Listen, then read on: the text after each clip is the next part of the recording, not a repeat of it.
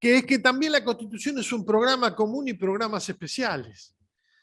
¿Por qué es programa común en general? Porque en definitiva la Constitución es la definición de la nación que abraza, como dije anteriormente, el pasado, el trabajo conjunto en el presente y un programa común para el futuro. Esta es una definición de Ernesto Renan, que trae Mario Justo López la definición de nación. Y eso está contenido en el mismo preámbulo de la Constitución.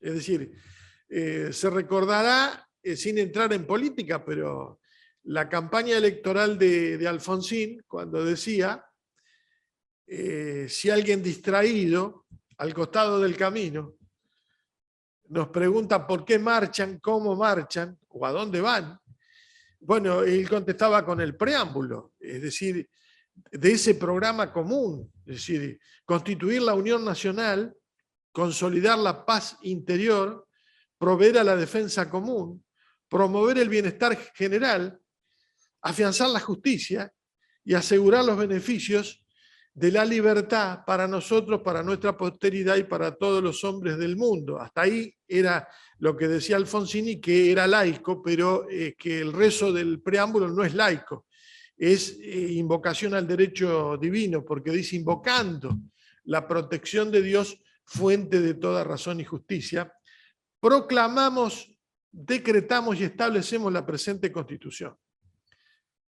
Es decir que si a esto le unimos con nosotros los representantes del pueblo de la nación argentina, reunidos en Congreso General Constituyente y por imperio del cumplimiento de pactos preexistentes, esto nos da la pauta del programa de nación, que era tener las glorias comunes en el pasado, trabajar conjuntamente en el presente y querer seguir viviendo y trabajando juntos al futuro con un programa común. Que este es el programa general que está en la Constitución. Esto es el carácter axiológico que le da la fuerza también al preámbulo. Les recomiendo a aquellos que son abogados o que quieran aumentar un tratado que hacemos con el doctor Daniel Filioy sobre el valor del preámbulo. El valor del preámbulo, que es fundamental y que ha estado en muchos fallos de corte. Algunos dicen que, bueno, el preámbulo, está el debate si forma parte de la Constitución, si no forma parte de la Constitución. Diríamos que es el alma, es el espíritu. Está en la génesis, porque es la historia, que es la plataforma de lanzamiento, es el programa común general que tiene la Constitución y que para mí tiene valor también normológico. Después vamos a ver que la única parte que difiere el constituyente bonaerense, y ya estamos hablando del constituyente bonaerense de 1873-1889, que está, fíjense ustedes en el programa, que está instalado y lo citó Miguel Bampini, cuando se habla de para lograr el mejor gobierno de todos y para todos. Es decir, que emulando un poco aquella frase de democracia de Abraham Lincoln, del gobierno del pueblo, por el pueblo y para el pueblo, un poco esa frase ahí está licuada o reformulada en la calidad institucional que quiere el constituyente bonaerense del gobierno provincial, que es la única diferencia, adaptación mediante de la seguridad interior, que es, no se puede poner defensa común, pero se pone seguridad interior en la provincia porque no hay defensa contra el extranjero, no hay ejército, muy a pesar de lo que luego veamos en el tema de las atribuciones del Poder Ejecutivo Provincial, porque todavía quedó el tema de que el Ejecutivo Provincial organiza las milicias internas, como si se tratara de un Estado, y eso quedó, inclusive como que imparte las órdenes y nombra a los coroneles. Eso todavía está en la Constitución nuestra de la provincia. ¿Por qué? Porque era otro Estado, que estuvo en guerra hasta 1860 contra la Confederación. Entonces, bueno, esto dicho al pasar, y en este intervalo de diálogo que tenemos acá con el amigo Leonel, que es también que tiene conocimiento de filosofía y de antropología. Programas especiales, normas programáticas y programas de políticas especiales que ustedes los van a ver. Están en el artículo 14 bis de la Constitución, cuando se refiere al trabajador, a la familia, a la vivienda digna y también a todos los derechos del trabajador. Lo vamos a ver en el artículo 36 y 39 de la Constitución provincial. A la niñez, a la familia, a la tercera edad, a los veteranos de guerra, a los aborígenes, entre otros. Fíjense que utilizamos la palabra programa porque la Constitución tiene normas operativas per se que no se pueden discutir, que hay que aplicarlas, no es necesario hacer ninguna reglamentación, y otras que son programas. Fíjense que el Constituyente de 1853, en el artículo 24, pone el ejemplo de lo que luego se llevó a la práctica, pero después de 200 años, que son el juicio por jurado.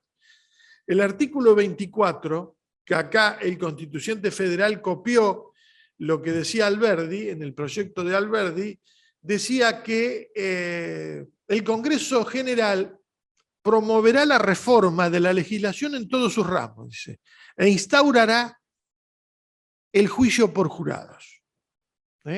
Fíjense que es una norma programática, que la tiene que hacer el legislador todos los años, reformando la legislación vigente en todos sus ramos, y también la instauración del juicio por jurados, porque bueno, acá sí, Alberdi, que quiso desapegarse de la Constitución norteamericana, acá siguió un criterio del common law y de la experiencia anglosajona de los juicios por jurados. Recién, por primera vez se hizo en Córdoba, hace muy poco, no hace más de 20 años, el juicio por jurados, y también a instancias del gobernador Scioli se hizo esta ley en la provincia de Buenos Aires.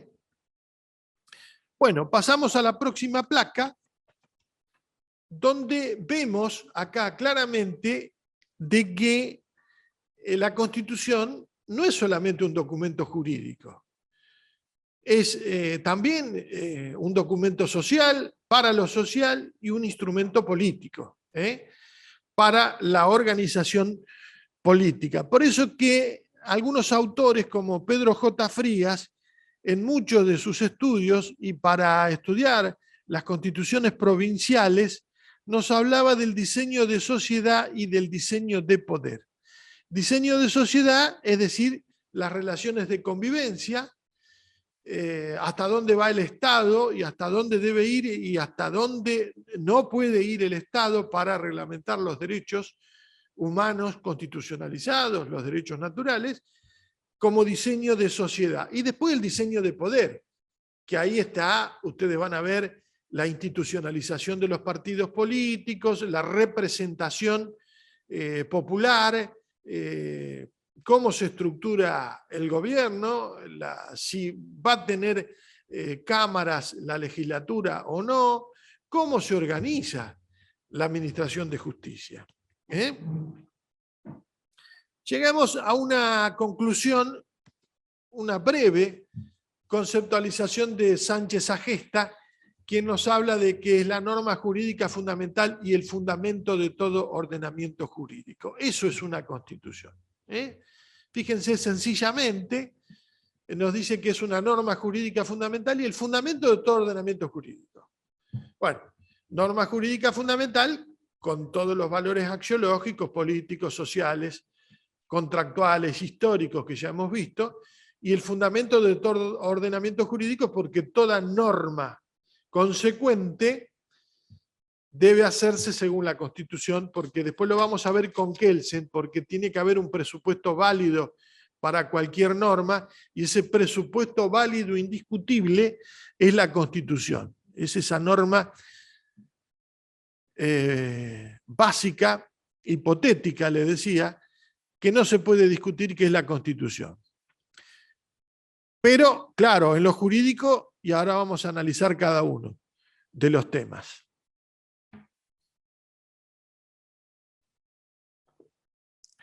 En lo jurídico conjuga el poder con la justicia, porque en definitiva se trata de un Estado de Derecho, pero como dijera Augusto Mario Morello, un Estado de justicia, porque con el derecho no alcanza. ¿Y qué es justicia?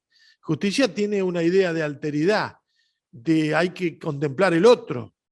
Por lo tanto, justicia es la constante y perpetua voluntad de darle a cada uno lo que corresponde. En la medida en que otorga previsibilidad procesal al funcionamiento del poder, defiende el Estado de Derecho y establece límites a la arbitrariedad del poder. Constituye la ley suprema del territorio bajo su jurisdicción y proporciona los criterios que deben cumplir las leyes ordenadas. La base o cimiento sobre la cual descansa el resto del ordenamiento. La Constitución es la fuente de todo el ordenamiento que fija cómo funciona el Estado, sus poderes y sus funciones. Sánchez Agesta, autor español. En lo social se intenta reflejar y moldear la sociedad en los diversos grados al expresar la identidad común del pueblo, sus aspiraciones o al proclamar ciertos valores o ideales compartidos. Estas disposiciones se incluyen por lo general en preámbulos, como dije anteriormente, declaraciones iniciales, pero también pueden estar recogidas en lemas y juramentos, o en la bandera o en otros símbolos previstos por la Constitución. Fíjense la importancia del juramento, después lo vamos a ver, y la formalidad del juramento. Recuerdo que cuando juró Barack Obama, que no dio la jura solemne, se anuló, y de oficio lo anularon y tuvo que jurar de nuevo, porque tiene que jurar de acuerdo a lo que dice la Constitución, porque ese no es un formulismo, es un formalismo que hay que cumplirlo porque está dentro de los elementos esenciales del acto jurídico, en ese caso de la jura, porque a partir de ahí tiene la asunción de los actos de gobierno. Alguno dirá, sí, es una nimiedad, una cosa mínima, pero no, pero es una formalidad que hay que respetarla porque es una expresión cargada de un hondo sentido axiológico y valorativo. Como cuando decía Vidar Campos, de que afianzar la justicia no es una jaculatoria vana del texto constitucional, del preámbulo, es una cosa que hay que cumplir.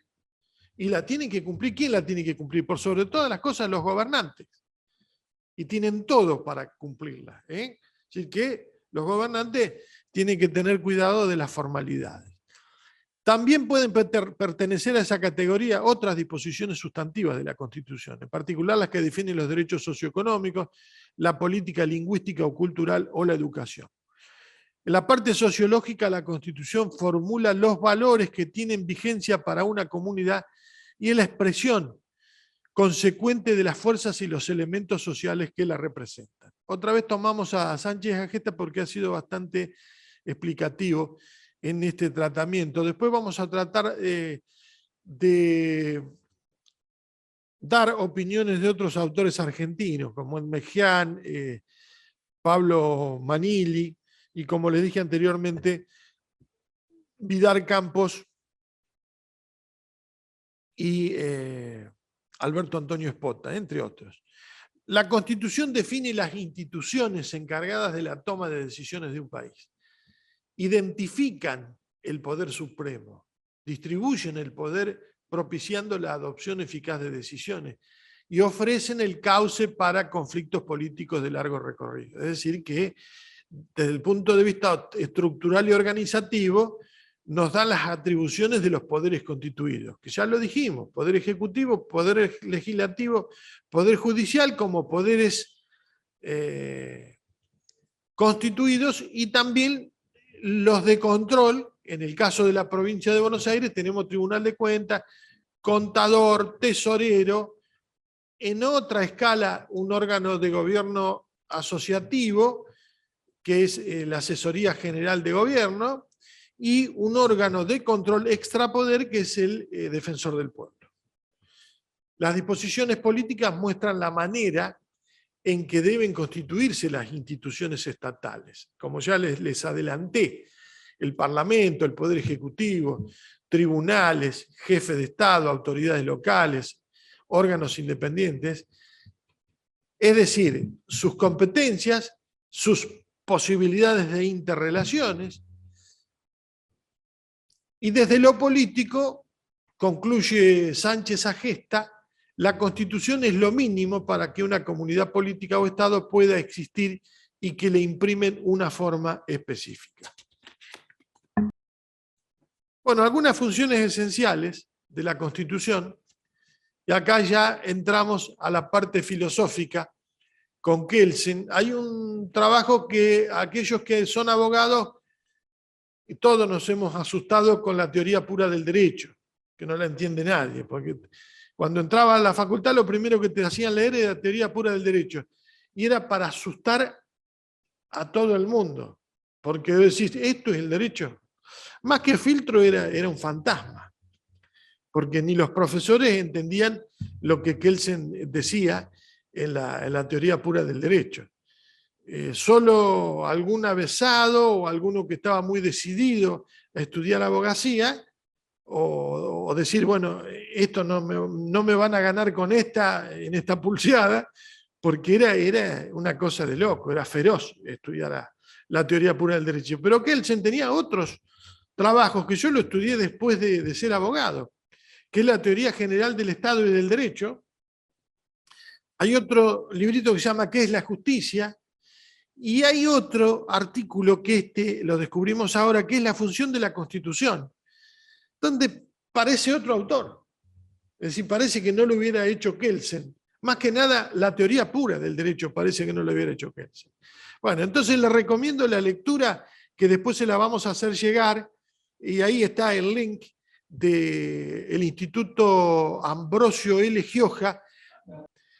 Pero no me quiero detener en esa pregunta, sino decir el fundamento de la validez de las normas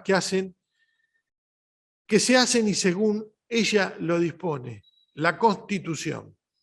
Es decir, que sea como fuere, un orden legal positivo no expresa un sistema de normas del mismo rango, sino normas supraordinadas o subordinadas, es decir, una jerarquía estratificada donde el estrato superior, fíjense, es ocupado por la Constitución. Y ahora vamos a verlo, vamos a ir a la autonomización. Bueno, la autonomización es un problema epistemológico, es decir, cómo se autonomiza el derecho de la política, de la sociología y de otras ciencias. Y de la historia, que eso es lo que hizo Kelsen, sacar toda esa rémora que decía él. Pero después vamos a ver que en conjunto uno tiene que tener en cuenta la historia, los valores, porque de eso se trata de eso, de no desenraizar al derecho de la historia, inclusive hasta de la moral. Es pueril inaceptable, decía Renard, no es Renan sino Renard, parafraseando a Bossuet, libro La justicia de J.G. Portela, es pueril inaceptable separar la moral del derecho, porque la virtud moral por excelencia es la justicia.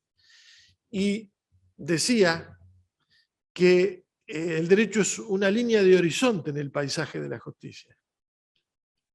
Es decir, que la justicia contiene al derecho, porque en definitiva el derecho sin la justicia no existe, porque es la finalidad. Creo que con esto contesté, entre paréntesis, este famoso tema de la positivización del derecho, de la autonomización del derecho, y que en esto de los poderes implícitos está dada la respuesta de que el derecho solo no alcanza. Y con la explicación sola del ius positivismo no alcanza. Esto ha llevado a virar, dicho también sea al pasar, de posicionamiento a Carlos Santiago Nino, que era ius positivista, hasta que apareció el tema de la imprescriptibilidad en materia de los crímenes de lesa humanidad. Por más de que en el Código Penal el delito de matar a otro tenía su prescripción. Pero cuando se trata de delitos de lesa humanidad, ahí no hay tutía, ahí rige el derecho natural. Ahí viró Carlos Santiago Nino, que era positivista, y ahí no dijo que era naturalista, dijo que era no positivista. Se puso en el medio de las dos corrientes. Donde el estrato superior es ocupado por la Constitución, cuya validez está fundamentada por la norma básica presupuesta, y el inferior, la grada inferior, por las normas individuales que establecen un compartimiento determinado concreto como debido. Por eso hablamos del debido proceso legal. En esta estructura, la validez de la norma superior que regula la creación de la norma inferior siempre fundamenta la validez de esta última. La función de la Constitución es fundamentar la validez, porque es un presupuesto válido indiscutible. Fíjense, y acá vamos a leer, y esto es Kelsen, que no tiene nada que ver con la teoría pura del derecho. La suposición de que el fundamento de validez de una norma inferior sea la validez de una norma superior parece conducir a un regreso infinitum, es decir, que estamos dando vueltas siempre sobre lo mismo, porque siempre tiene que haber una cosa válida y un presupuesto indiscutible, porque si no siempre estamos discutiendo lo mismo. Porque la norma superior convalidante es en ella misma el sentido subjetivo de un acto de voluntad dirigido al comportamiento de otros. Y solo si una norma aún superior convalida este acto, su sentido subjetivo constituye también su sentido objetivo, es decir, una norma obligatoria válida. Y lo da con un ejemplo, fíjense, y pone de ejemplo la religión. Un padre le indica al hijo la norma individual, que tiene que ir al colegio. El hijo le interroga al padre, como todo chico que no quiere ir a la escuela, le dice, ¿por qué tengo que ir al colegio? Es decir, pregunta por qué el sentido subjetivo del acto de voluntad, porque se lo está dando el padre. Pero el padre en sí tiene otra orden adentro de su mente, que es el sentido objetivo, o sea, una norma obligatoria, que significa lo mismo, cuál es el fundamento que otorga validez a esa norma, que le responde, porque Dios ha ordenado obedecer a los padres. Es decir, los ha habilitado para impartir órdenes a sus hijos. Y el hijo dice, ¿por qué he de obedecer a los mandamientos de Dios? Bueno, eso está de acuerdo a la creencia. Es decir, que acá también, ¿por qué tengo que obedecer la Constitución? Bueno, porque uno está dentro del Estado. Salvo que alguno quiera anarquizarse y hacer un Estado dentro de otro Estado. Que esa es la anarquía, los anarcosindicalistas o algunos que quieren quemar las instituciones. Bueno, eso es estar fuera. Entonces usted, si acepta ser parte de esta comunidad organizada, donde hay un Estado y donde hay una Constitución, que es lo mismo que aceptar la creencia de Dios, que está en la base. Si usted no cree en Dios, bueno, ya es otro cantar. El ejemplo no sirve. O lo mismo pasa cuando usted no cree que el Estado tiene una Constitución y que esa Constitución es indiscutible. No se puede discutir, salvo alguna cosa de derecho natural, por eso digo. Pero que no es del caso. Lo cual significa algo como que, ¿por qué el sentido subjetivo de este acto de voluntad divina también constituye su sentido objetivo de ser una norma válida? ¿O cuál es el fundamento que hace que esta norma general sea válida? La única respuesta posible a esa pregunta es que como un hombre creyente se presupone que se deben obedecer los mandamientos de Dios. Es la afirmación sobre la validez de una norma que debe ser presupuesta en el pensamiento de un hombre creyente para fundamentar la validez de las normas de la moral religiosa. Es la norma básica de una moral religiosa la que fundamenta la validez de todas las normas de esta moral. Es una norma base, el Grundum Norm, o fundante, porque ya no se puede preguntar por el fundamento de su validez. No es una norma positiva, o sea, puesta por un acto real de voluntad, sino una norma presupuesta en el pensamiento de un hombre creyente.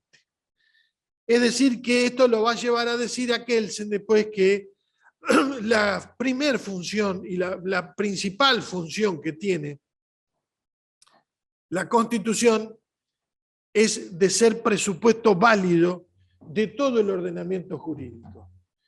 Y al ser presupuesto válido es indiscutible. Es decir, no se puede discutir. Si es que estamos hablando de creyentes en Dios, en el caso de la moral cristiana.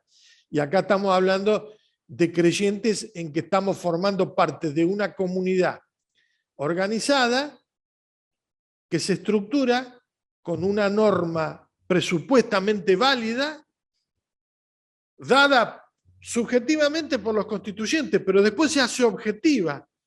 ¿Por qué? Porque es para todo el pueblo. Ya ahí la subjetividad no se discute, lo mismo que la orden que da el Señor de arriba. Entonces también tenemos acá la discusión entre constitución real o material o constitución jurídica o formal. Son dos constituciones.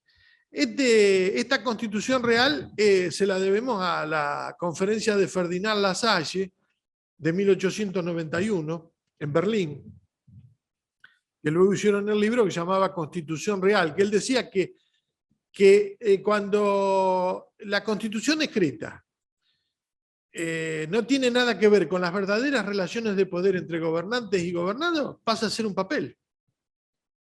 Entonces ahí tenés la Constitución real y la Constitución jurídica, es decir, la realidad, por un lado, con las verdaderas relaciones de poder entre gobernantes y gobernados, con los factores de poder, con todas las organizaciones libres del pueblo, con los sindicatos, con los grupos de presión, por un lado, los los partidos políticos, por un lado, y por otro lado lo que dice la Constitución. Cuando esa realidad es superadora de lo que está escrito jurídicamente, la Constitución hay que reformarla, porque el saco queda chico.